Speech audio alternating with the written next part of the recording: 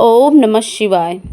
राधे राधे दोस्तों। प्रदोष व्रत भगवान शंकर को और माता पार्वती को समर्पित है। पुराणों के अनुसार इस व्रत को करने से बेहतर स्वास्थ्य और लंबी आयु की प्राप्ति होती है। प्रदोष व्रत एक साल में कई बार आता है।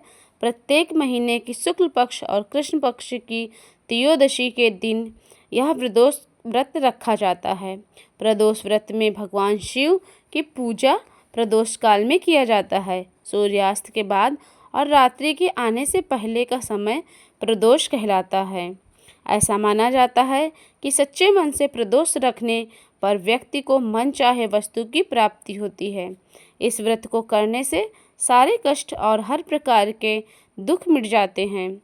कलयुग में यह प्रदोष व्रत को रखना बहुत ही मंगलकारी बताया गया है तथा शिव कृपा प्रदान करने वाला माना गया है। आषाढ़ मास के कृष्ण पक्ष की प्रदोष व्रत इस बार किस दिन पड़ रही, चलिए बात करते हैं।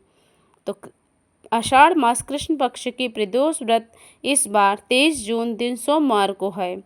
सोमवार के दिन पड़ने के कारण इस व्रत को प्रदोष व्रत के नाम से जाना जाएगा। प्रदोष का सोमवार का दिन भगवान शंकर को समर्पित होता है, इसलिए सोम प्रदोष का व्रत भी अधिक होता है।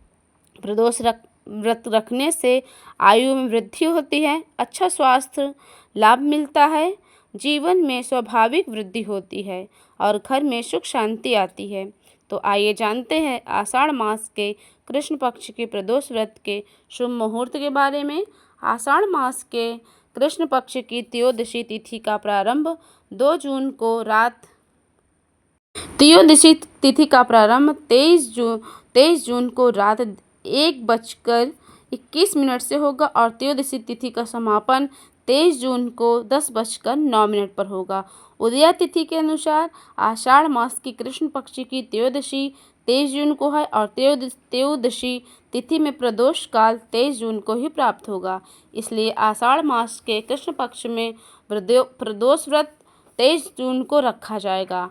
23 जून को प्रदोष व्रत काल का पूजन का शुभ मुहूर्त होगा शाम को 7:10 से लेकर 9:15 तक। अब आइए जानते हैं प्रदोष व्रत की पूजा विधि के बारे में। प्रदोष व्रत की तिथि के दिन सूर्योदय से पहले उठकर स्नान आदि करके साफ वस्त्र पहन लें। इसके बाद आप बेलपत्र, अक्षत, पुष्प, दीप, गंगाजल आदि से भगवान शंकर जी की पूजा आदि करें। पूरे दिन का उपवास रखने के बाद सूर्यास्त में कुछ देर पहले दोबारा स्नान कर लें और साफ वस्त्र धारण कर लें। इसके बाद स्वच्छ जल या गंगा जल से पूजा वाले स्थान को साफ करें।